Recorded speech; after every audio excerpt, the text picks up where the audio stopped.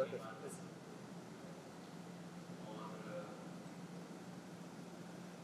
ये साहब और इमाम साहब जैसे ये प्रोग्रेसिव लोग हैं जो इस मस्जिद को समझते हैं। ये मस्जिद रसूलुल्लाह के दौरान ही मस्जिद हर काम के इस्तेमाल होती है, सिर्फ दीन के लिए इस्तेमाल नहीं होती। वहाँ पॉलिटिकल बात भी होती थी, सोशल बात भी होती थी, दीनी भी सब बात होती। तो दीन नसीहत रसूल की हदीस है कि दीन नसीहत का नाम है। और नसीहत चाहे वो दुनिया से वाबस्ता हो, दीन से वाबस्ता हो, नसीहत खैर खाई, दीन का नाम ही खैर खाई। तो अल्लाह चाहा तो आपको इंशाअल्लाह यहाँ नसीहत की बात मिलेगी जो आपके काम की बात है। मैं आपके बीच में हाजिर हुआ हूँ कि जैसे कोरोना का पैंडेमिक आया था, वैसे हार्ट की बीमारियों का और कैंसर की बीमारी का एपिडेमिक है। हर दूसरा आदमी, हर तीसरा आदमी इससे इसमें मुब्तला है। और आज ये तो कल होगा। तो बहुत सारी ऐसी बातें होती हैं जो आप आज कर सकते हो, जो आज आप शुरुआत कर सकते हो ताकि आपको बीमारी नहीं है। एक बार बीमारी हो गई, आप मुझसे मिलने आए तो बहुत देर हो गई, फिर तो इलाज कर रहे हो करें। तो यहाँ आके आज ये बात करने का मकसद है कि आप अपने आप को बचाना शुरू कर दो आज। तो मैं क्लास शुरू करता हूँ रसूल इस्लाम की दुआ से, कमिश्नरी सदरी वैसे भी अपनी बहुत लोग खुदन में लिसानी है तो कि अल्लाह ताला मुझे अपनी बात समझाने की तौफीक दे, ताकि मैं जो बात कर रहा हूँ वो कितनी इम्पोर्टेंट है आप समझ सको इस बात। तो बात शुरू करूँ अब रसूल की हदीस से। रसूल की हदीस में फरमाया आपने कि एक ताकतवर मुसलमान एक कमजोर मुसलमान से बेहतर है। तो अगर आप आज के हालात देखो, इसकी वजह देने की जरूरत नहीं। तो अगर आप बीमार हो तो फिर क्या होगा? हमारे हमारे डेमोक्रेसी का अलग है कि एजुकेशन और हेल्थ पे बहुत कम खर्च किया है अभी। तो प्राइवेट के हाथ में आप पैसे खर्च करो और अपनी जो आपकी तंदुरुस्ती होती हो तो कोई। तो एक तो ये हमारे दीन का भी है, रसूल की हदीस है, मतलब उनका कौल है और उनकी ताकीद है कि आप इस पे ध्यान। फिर एक मारूफ हदीस में अल्लाह ने फरमाया कि आप 5 चीजें कदर करो, 5 चीजें जाहिर होंगे कहते हैं, जिसमें एक सेहत है बीमारी से पहले और एक जिंदगी है मौत के पहले। तो ये सिर्फ हमारे दिन के जरिए अल्लाह करते करते आप निकल जाओ। बस आप ताकतवर रहो, मजबूत रहो, ताकि आप अपनी इबादत भी अच्छे से करो और दूसरों की मदद करो। लेकिन लोग आपकी मदद करने में आए, आप किस काम के? तो सेहत इतनी बहुत जरूरी है। मैं आपको थोड़ा वाकया सुनाता हूँ। हंसू भाई 29 साल के नौजवान थे, 9 बीवी, 2 छोटे बच्चे, अच्छे तंदुरुस्त आदमी, गैरेज में काम करते। अचानक रात में दर्द होता है सीने में और बहुत घबराहट होती है, बेचैनी लगती है, बोझ खाली रहता है, गैस घूमते रहे घर पर, 1 किलो के लिए एक आदमी की गोली खाती। बर्दाश्त नहीं हुई, रात में डॉक्टर के पास गए, डॉक्टर ने इसी निकाला और लाख पर जाएगा। मुझे ज़्यादा होता है कि पर जाएगा क्या जाएगा, तो इनकी आदमी लड़ाई की नहीं मानते। फिर रात में फिर बेचैनी बढ़ी, दूसरा हॉस्पिटल गए, वहाँ पे डॉक्टर नहीं बोला।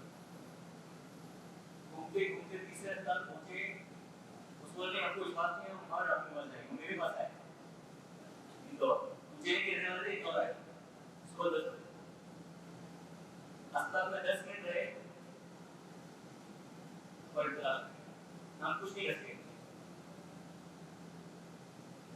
29 साल की उम्र, 9 बीवी, 2 छोटे बच्चे, कोई बीमारी नहीं, हिंदी आदमी, सिर्फ एक दोस्त होता था, सिगरेट पी। आज एक कुछ बातों के बारे में आपसे बात करने आया। क्या तो लगता है आपको क्या होगा? पड़ोसी हो गया, मुझे कैसे हो गया? चलो मौत उसको सबको आई नहीं है, तो बीमारी के वजह से आप तो मुझे कैसे हो? तो ये एक बड़ी गलतफहमी है कि हमको कुछ नहीं मिला। तो इस बारे में बात करेंगे इंशाल्लाह। और मैं अपनी बात शुरू करूंगा कुछ जो बताऊंगा। पहले तो आप बीमारियों के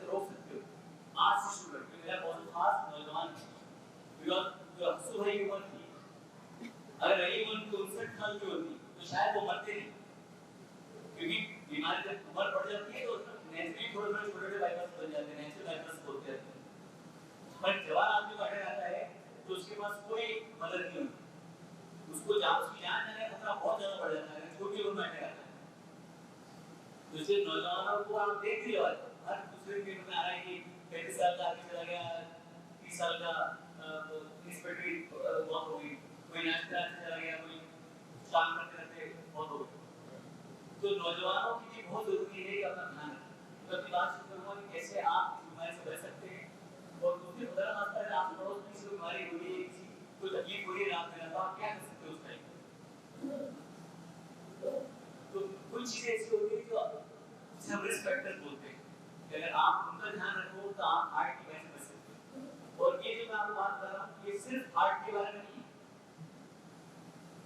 हार्ट का अलावा लगभग हो रहा है, लगभग हो जाए ये अगर आप इन बातों को ध्यान रखो तो शायद लगभग से भी बचाव होगा, क्योंकि नसें जो दिमाग दिल को जाती है दिमाग को जाती है।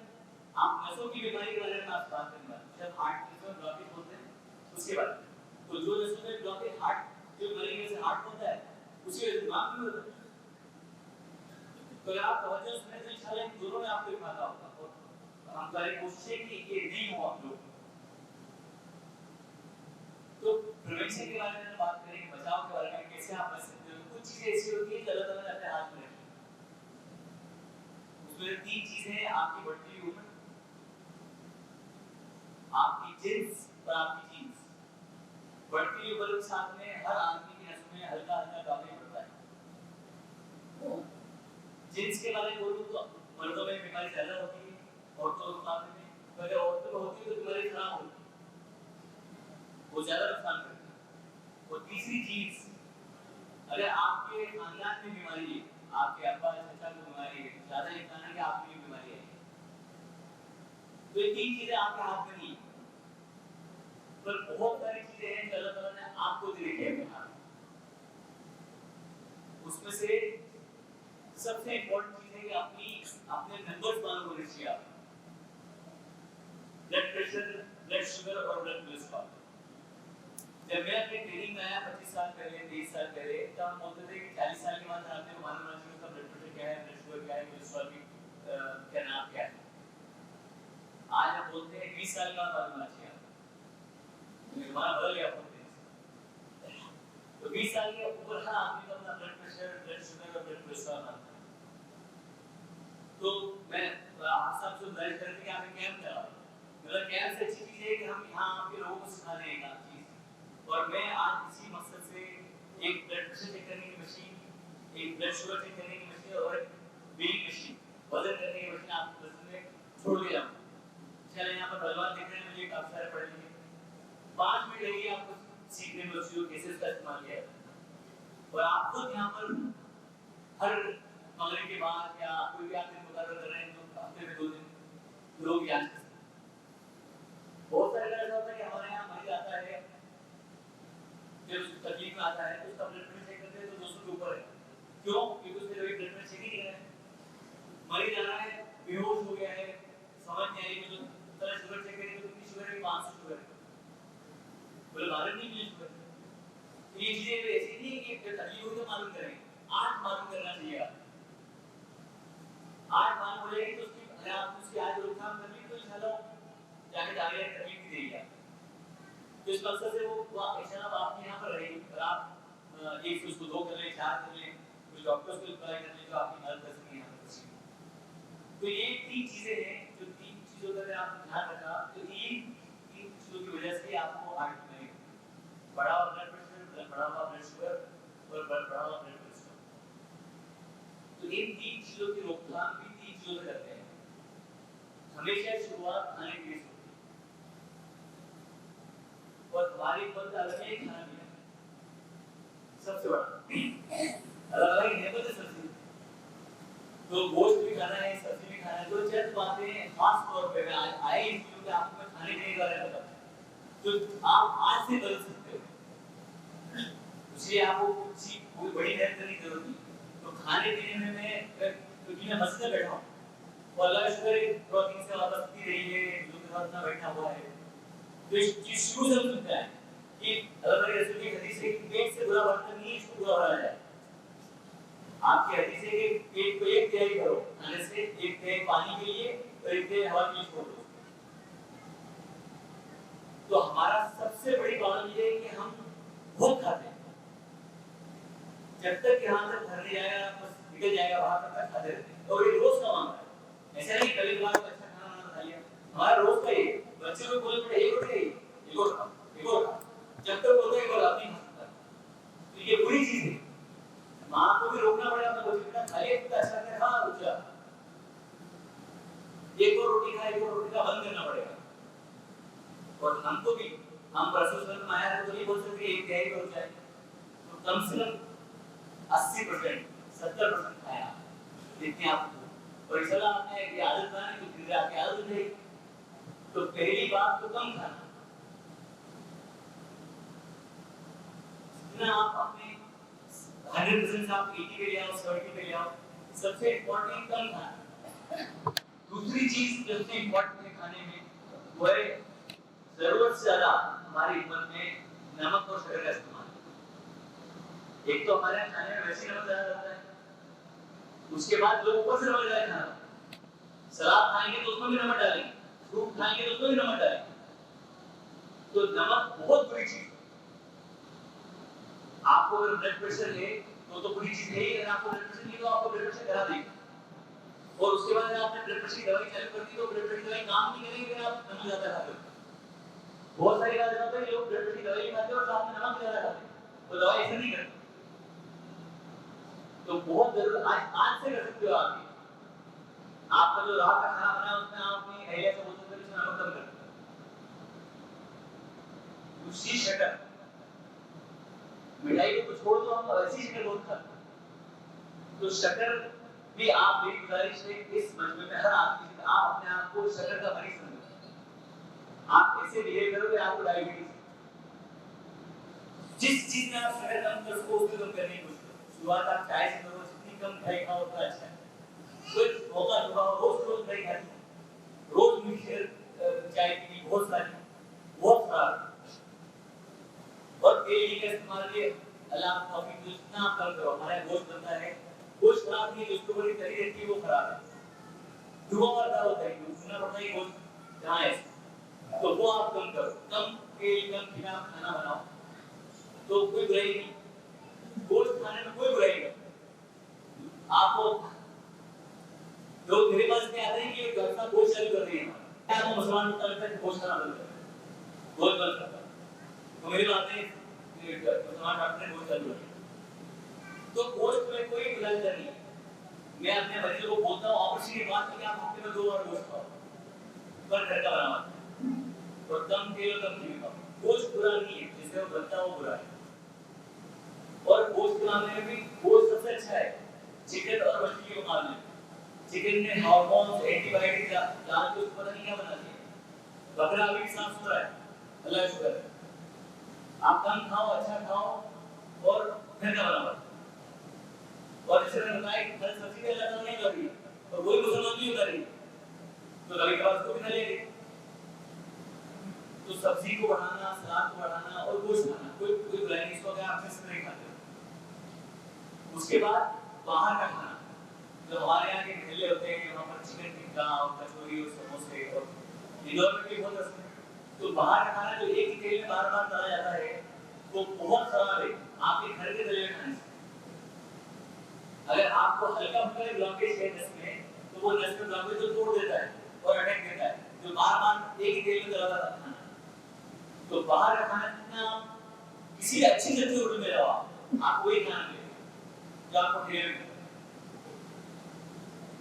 तो वो बाहर का खाना बंद। सोडा, बेकरी के आइटम्स, मैदे के आइटम्स जितनी कम करोगे उतना आपके लिए अच्छा है। सिर्फ हार्ट के लिए, दो ही चीजें बहुत तेजी से बढ़ रही है, कैंसर और हार्ट की बीमारी।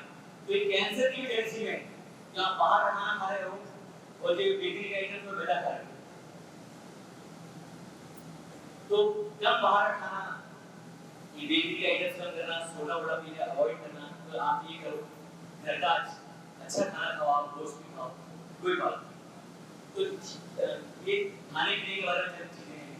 तो अगर मैं बस में बैठ के आपको बात करूं, आरिफ साहब सामने बैठे, एक बार हमारे एक दोस्त ने आरिफ के साथ मैंने सुना है कि अब कि रसूल उस्मान ने कि 6 अरब सुबह खाएं तो सेहत के लिए बहुत अच्छी बात है। तो आरिफ साहब मेरे सामने बोला कि आप वही खाओ, आपको बहुत भूख रहेगी, पर खुदा के वास्ते हलाल भी खाओ। तो अगर मैं मस्जिद में बैठ के बात करूं तो हलाल खाना वो आपकी सेहत के लिए सबसे मुफीद है। आप कम ज्यादा भी करोगे पर हलाल खाओगे तो अल्लाह ताला आपको सेहतमंद रखेगा। ये आपके लिए भी मेरे लिए, मैं आपको बोल रहा हूं, इसका मतलब नहीं है कि मैं आपको ये लेक्चर दे रहा हूं, तो ये हमारे दीन की बात है।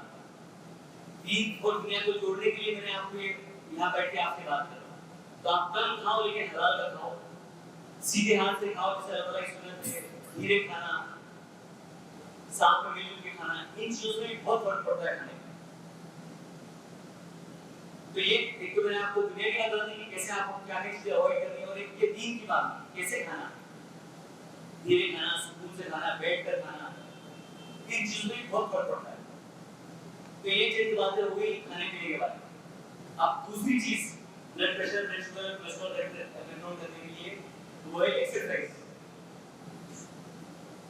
मेरी खाने पीने के बारे में, दूसरी एक्सरसाइज के बारे में। तो मेरी गुजारिश है इस वर्ग में हर आदमी से आप कम से कम 10 मिनट चलने का माहौल बनाओ रोज। 10 मिनट, सिर्फ 10 मिनट। मैंने बोला आपको आप आधा घंटा चलो, 2 घंटा चलो, ये करो, वो जिम की एक्सरसाइज ले, हर जिम की मेंबरशिप ले, हर नौजवान आदमी। आप 10 मिनट से शुरू करो, 10 मिनट चलने से शुरू करो। उसमें बुजुर्ग से बुजुर्ग आदमी ये काम कर सकता है और कल से कर सकता है। टाइम की कोई लिमिटेशन नहीं कि आप सुबह में करो, फजर में करो, कि जोहर में करना है, कि आपको रात में करना है। आप अल्लाह के वास्ते कल से शुरू कर दो उसका, फिर अल्लाह तौफीक दे आपको तो आप 10 का 20 मिनट करो। उसके बाद आप उसकी स्पीड बढ़ाओ। जो नौजवान है वो दौड़ लगाए, चल खेलना बुजुर्ग के लिए, नौजवानों के लिए खेलना ठीक नहीं है, उनको दौड़ना चाहिए। तो मेरी गुजारिश है कि 10 मिनट से शुरू किया। आप और घंटे का मंसूबा बनाओगे तो एक दिन कर लोगे, 2 दिन कर लोगे, तीसरे दिन चले आज टाइम नहीं है, पर 10 मिनट किसी के लिए मुश्किल नहीं होना चाहिए। और माजरत के साथ अगर आपके पास अपने लिए 10 मिनट नहीं है तो फिर आपको ये लेक्चर सुनने की जरूरत है, फिर आपके लिए नहीं।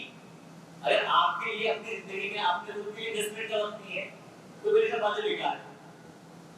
तो मेरी गुजारिश है 10 मिनट से आप शुरू करो। वो एक ऐसा पॉजिटिव साइकिल है जो आपको हर चीज के बारे में सोचने में मजबूर करता है। फिर जब आपको अच्छा लगता है आप खाने पीने के बारे में सोचते हैं, मुझे नहीं खाना चाहिए, आप फीड के बारे में सोचते कह रहे हैं एक्सरसाइज करिए, आज नहीं भी एकदम करो।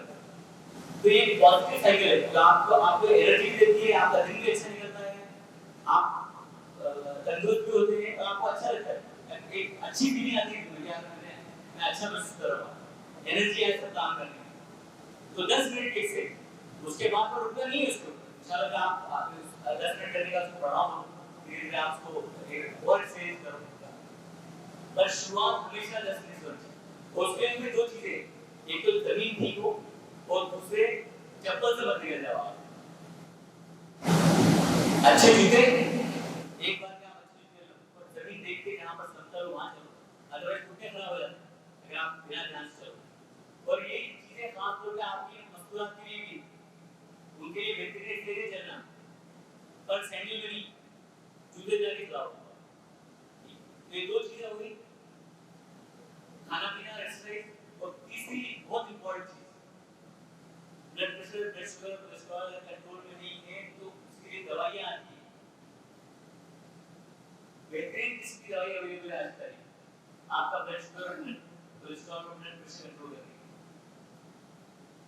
हमारे लोगों की परेशानी ये है कि जिस दिन मैं तो दवाई लेके जाऊं, पहला सवाल क्या पूछते हैं, ये बंद कब हो, ये दवाई बंद कैसे हो, ये दवाई जिंदगी में लेनी पड़ेगी, अब लग गई दवाई हमारे पीछे। तो ये हमारी सोच है, एकदम एलिमेंट की सोच है। हम रिस्क और बेनिफिट को असेस नहीं कर पाते कि किसमें कितना रिस्क है। बस जो दवाई पी और आप क्या होगा, आप में दवाई। तो ये किसी नादानी का लोग फायदा उठाते हैं। तो दवाई अगर आप सही से कंट्रोल करूंगा तो उसमें सालों लग जाएंगे। तब तक वो जो बड़ा हुआ ब्लड प्रेशर और ब्लड शुगर वो आपकी नसों को खराब कर चुका। तो अगर आपका ब्लड प्रेशर ज्यादा बढ़ा हुआ है, ब्लड शुगर ज्यादा बढ़ी हुई है, तो डॉक्टर आपको दवाई लिख देते हैं, तो खुदा के वास्ते आप दवाई लो। अगर आप दवाई लेने के साथ में मैंने आपको बताया नमक कम करते हो, एक्सरसाइज करते हो, तो धीरे धीरे दवाई का डोज कम होता जाएगा और होता ही एक दिन अल्लाह चाहो दवाई बंद भी होगी। पर आप सोचो मैं 5 दवाई यूज किया बंद हो जाएगा, ऐसा नहीं।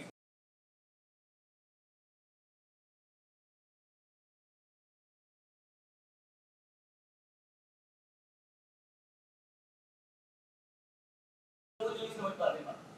पर 80% लोग समझने के बाद भी आप पूछते कि दवाई कब बंद हो, तो दवाई बंद ऐसे हो, दवाई बंद नहीं मैं 5 दवाई लूं, 6 दिन 7 दिन बंद रहेगी। ये सिगरेट की दवाई थोड़ी जब दर्द हो तब दवाई ले ली जरूरत की दवाई। तो ये दवाई का बहुत बड़ा रोल है आज तक। आप होता है कि हमारे बुजुर्गों को तो एक ब्लड होता ही था, ब्लड शुगर होता है, ये डॉक्टर ने बनाया तो बीमारी, अरे इस बीमारी के साइड इफेक्ट देख रहे हैं। और आज का जमाना और पुराने जमाने में फर्क नहीं था। खान पीन, आपका माहौल, आपकी हवा सब बदल ही गई। तो वो अच्छे उसमें थे तो अच्छे थे, आज के खराब माहौल और खराब हो, तो उसके आपको दवाई लेनी पड़े तो दवाई लेना चाहिए। पर प्रॉपर कम्युनिकेशन वाली डॉक्टर साहब मेरे को आप कितने रोज दवाई दे रहे हो, क्या कर रहे हैं, कब बंद सकती है दवाई, क्या करूंगा कि दवाई कम हो जाए। आपने डॉक्टर के साथ जाते साथ से पूछा तो दिमाग उसी खराब है, तो यार ये क्या नाराज हो, मैं तो फिर भी समझ जाता हूँ बात। तो जब इसका होता है समझने की बात, दे दो उनको दवाई दे दो, निपटेगी, नुकसान आपका होने वाला है। उस डॉक्टर को आपने फीस देनी उसका नुकसान होने वाला है। आप तकलीफ में जाएगा तो आईसीयू भर्ती रहेगा, उसमें उसका क्या नुकसान होना है। तो ये बात आपको आज समझ में आनी चाहिए, ये आपकी बेहतरी के लिए चीजें वो आप। और मजे की बात ये है कि डॉक्टर हमेशा हर मरीज को अपनी ताकत की दवाई देगा। वो ताकत की दवाई जो ब्लड बढ़ी है तो 5 रुपए का, वो ताकत की कैप्सूल 20 रुपए का है, वो खाने को तैयार है। वो ब्लड प्रेशर ब्लड शुगर की दवाई खाने तैयार है, तो ताकत की दवाई। तो ताकत की दवाई की आपको कोई जरूरत नहीं है अगर आप अच्छा खाना खा रहे हो।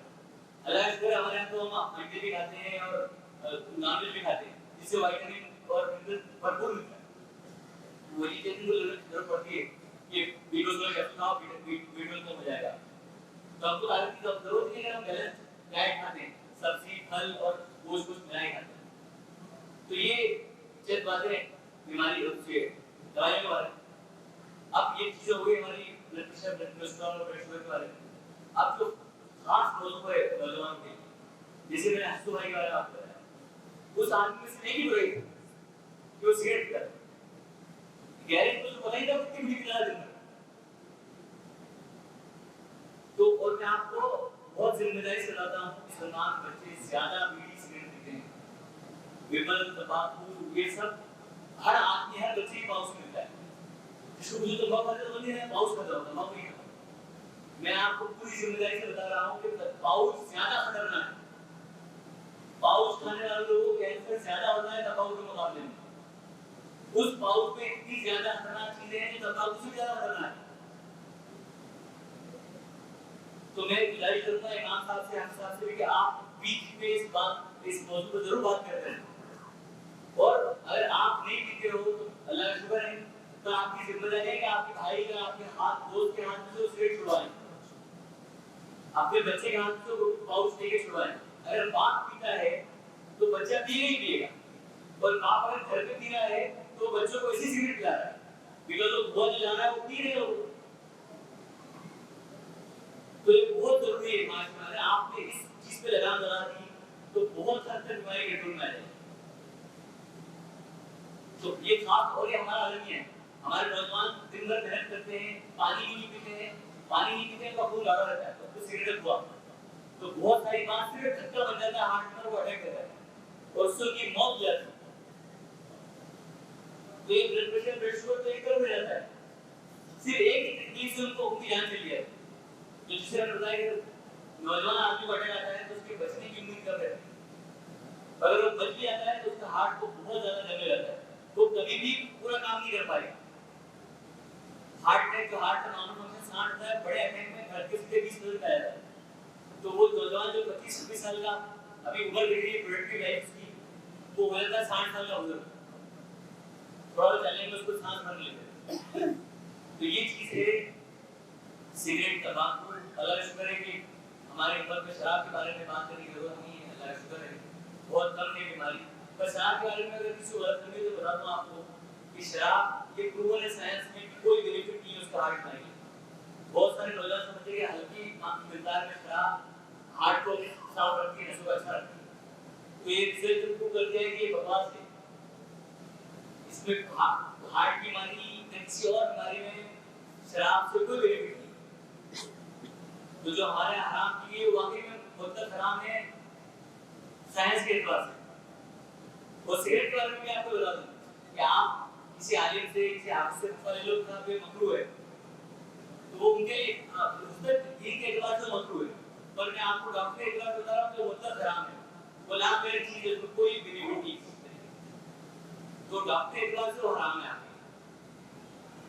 अब आखिरी बात मैं जो रोकथाम के आपको बताऊं वो है stress, blood pressure, blood sugar, cigarette. इसके साथ में चौथी जो इम्पोर्टेंट चीज है वो है स्ट्रेस।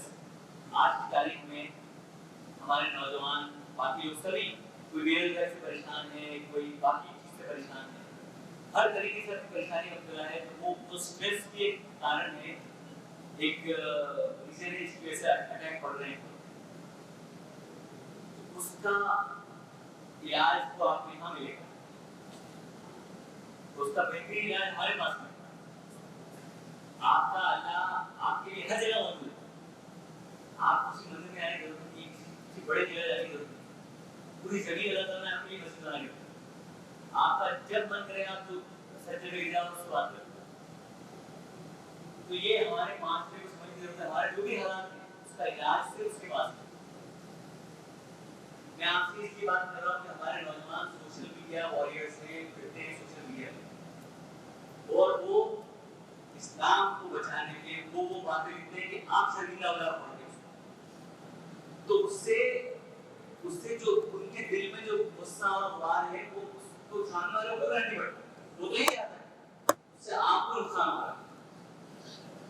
तो जो नौजवान सोशल मीडिया पे जिहाद कर रहे हैं, ये गाली गलौज कर रहे हैं इसके वीडियो पे, तो बहुत आपका दिमाग खराब कर रहा है, आपका दिल खराब कर रहा है। तो मेरी गुजारिश है कि आप अपने अखलाक से काम दिखाओ। वहां से अगर पत्थर आ रहा है तो यहाँ से आप कभी मत फेंको, क्योंकि अगली बार वहां से बुलडोजर आएगा। वहां से अगर पत्थर आया तो यहाँ से कूदो, आप कूद के बोलते अगली बार वहां से कूद आए। तो ये आपकी सेहत के लिए बहुत जरूरी है, पुलिस से बचने की जरूरत है, आपकी सेहत के लिए बहुत जरूरी है। तो ये हमारे नौजवानों का मसला है। दूसरी चीज नींद की कमी। रात भर हमारे बच्चे मोबाइल लेके बैठे हैं, जो भी कर रहे हैं, 2-2 बजे तक सोने का ठिकाना नहीं। तो मैं आपको पूरी जिम्मेदारी से बता रहा हूँ, ये गप नहीं है। 8 घंटे अगर आप नींद नहीं ले रहे हो तो आपको हार्ट अटैक का खतरा बढ़ जाता है। तो पहली चीज तो ये कि हमारे बच्चों को सोशल मीडिया से दूर रखा जाए, लिमिट कर दी जाए कि आप 15 मिनट से आधा घंटा चलाओ, दिन भर व्हाट्सएप, दिन भर इंस्टाग्राम, फेसबुक चलाने से आपका नुकसान है। दूसरी चीज, आप रात भर चलाते हो और 8 घंटे आपकी नींद पूरी नहीं हुई तो आपको अटैक का खतरा बढ़ जाता है, कम उम्र में अटैक का खतरा बढ़ जाता है। या आप अपनी जिंदगी जो अल्लाह के रसूल ने बताई है सब्र शुक्र में निकालो। आप नमाज से अपना ताल्लुक जोड़ो, आप कुरान में क्या पढ़ रहे हो, आप अपनी नमाज में क्या पढ़ रहे हो। अगर आप समझ के पढ़ते हो तो आपकी हर मुश्किल हल है। तो ये चीजें बहुत आज जरूरी है। और इस उम्र में आपकी बात कर रहा हूँ, मतलब आप हर हफ्ते में सुनते होंगे ये बात कि हमारी मुसीबत का इलाज नहीं कर, आपकी सेहत का इलाज नहीं कर, क्योंकि ये बहुत बड़ा फैक्टर है जिससे आप हार्ट के अटैक बढ़ रहे हैं। तो ये चंद बातें हैं जो मैं आपको बताना चाह रहा था रोकथाम के बारे में। अब मैं 2 मिनट लेके आपकी 5 मिनट का ये अगर आपके आसपास किसी को हार्ट की परेशानी हो रही है, किसी को अटैक आ रहा है, तो आप क्या कर सकते हो? तो अगर किसी को आसपास बेचैनी हुई, आपकी घबराहट हो रही है, सीने में दर्द है, पसीना हो रहा है, आपके ठंडे पड़ रहे हैं, तो लोग अक्सर क्या बोलते हैं, एसिडिटी हो गई है, कुछ खा लिया है, गैस बन गई। लाखों लोगों ने अपनी जिंदगी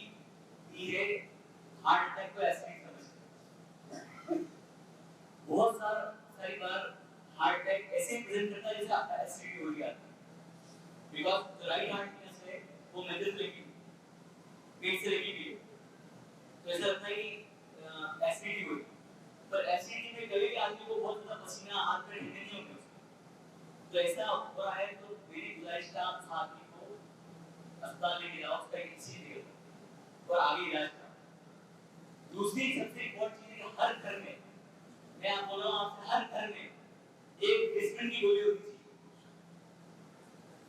आप नाम लिख लें आपका डिस्प्रिन, सबको याद रहेगी, 325 मिलियन गोली आती है, वो गोली हर घर में होती थी। आप उस आदमी को एसिडिटी गोली को इनो भी खिला दो, पर साथ में खुदा के वास्ते उसको डिस्प्रिन की गोली बोल के खिला दो, तो ये आपने अगर खुदा नाश्ता उसको हार्ट अटैक हो रहा है तो आपने घर पे इलाज शुरू कर दिया उसका, फर्स्ट एड बोलते हैं ना उसको, कि चोट लग जाए तो घर पे इलाज शुरू कर सकते हो आप क्या, वैसे आपको उसका हार्ट का इलाज शुरू कर दिया है, आपने उसको घर पे डिस्प्रिन की गोली बोल के खिला दी, और माशाल्लाह इतने पढ़े लिखे लोग दिख रहे हैं मुझे, वो ऐसा काम फिर ले सकते हैं, कोई ऐसा बेचारा इसको नहीं समझ रहा है, आप मदद कर सकते हो उसके आगे, फिर उसको आप अस्पताल पहुंचा दो, वहां पर उसका एक सीटी करवा दो, तो अगर आपका इस सीटी में अगर परेशानी आ रही है तो बात मान के रुक के हमारा इलाज करा दो। अगर आपने अटैक के 4 से 6 घंटे के भीतर इलाज करा लिया तो अटैक का जो नुकसान होता है उसको आप जाहिर कर सकते हो, उसको आप रोक सकते हो, अटैक को जो हार्ट को नुकसान करता है अटैक को आप रोक सकते हो, अगर आपने 4 से 6 घंटे के अंदर प्रॉपर ट्रीटमेंट लिया। आजकल बेहतर इलाज है, आपके यहाँ आसपास पड़ोस का अस्पताल में बड़ा इंजेक्शन लग सकता है, अगर उससे भी ज्यादा जरूरत है और या अध्ययन में जाए तो हम हाथों हाथ की राशि कर सकते हैं, तो आप जितनी जल्दी एक्शन लोगे उतनी जल्दी आप जो अटैक आया है उसका नुकसान हो सकता है, क्योंकि अटैक का जो नुकसान एक बार हो गया, याद कर लिया, ये हमेशा के लिए है, ये वापस नहीं आता, आप फिर जो आते हैं आप डबल पैसा लग रहा है, पर हार्ट जितना पैसा कर दोगे तो हम नहीं कर सकते, बिना वो तो चला गया, वो अलग है पहुंच गया, तो आप अगर शुरुआत में केयर कर लेते हो तो आप अटैक से एनर्जी को रोक सकते हो, कम से कम कर सकते हो आप, बस जरूरत है कि आप उसी टाइप के एक्शन लें, तो डिस्प्यूट की कोई हर घर में होनी चाहिए, और अगर आप डॉक्टर से सलाह लेते हो, इलाज कराते हो, उसकी बात मानो, आप खुदा के वास्ते या पढ़े लिखे आदमी तो साथ में ले जाओ, डॉक्टर से बात करो, हर बात सोचिए यार मेरे साथ कुछ गड़बड़ हो रहा है, पता नहीं अटैक आया नहीं आया है, पर अगर तुरंत अटैक हुआ और आपने उसकी बात नहीं सुनी तो आपका बहुत नुकसान हो, तो ये चंद गुजारिशात थी रोकथाम के बारे में, और अटैक आए तो क्या क्या कर सकते हो, और मैं अपनी बात खत्म करता हूँ, फिर एक बार समराइज कर दूं इसमें चीजों को मैंने आपको कही है कि 10 मिनट की एक्सरसाइज जो हर आदमी करता है, खाने पीने के बाद मैंने आपको बताया तो कम खाइए, खुदा के वास्ते बाहर खाना बंद करना, सिगरेट बंद करिए, आप पीते तो अपने भाई के हाथ से लेकर सिगरेट बंद करिए, स्ट्रेस कम कीजिए अपना, अपने बच्चों को, अपने आप को सोशल मीडिया से जितनी आप दूर बनाएंगे, इतना कम इस्तेमाल करेंगे, उतना सुखी रहेंगे, और 8 घंटे की नींद हर बुजुर्ग को, हर नौजवान को, हर बच्चे को जरूरत है, और आखिरी बात, हर घर में एक डिस्प्लिन की गोली होनी चाहिए। बहुत शुक्रिया, आपने मुझे बहुत तवज्जो सुना, और मेरे शुक्रिया कि आपने मुझे मौका दिया, अल्लाह करे जिस नियत से मैं आपके पास आया हूँ वो नियत अल्लाह पूरी करे, आपको आगे इस तरह के आप दुआ करेंगे, मैं से रहूँ, और मैं बहुत शुक्रगुजार हूँ इस मिलता और आप सबका जिन्होंने मुझे आपको मौका दिया, और जज़ाकल्लाह।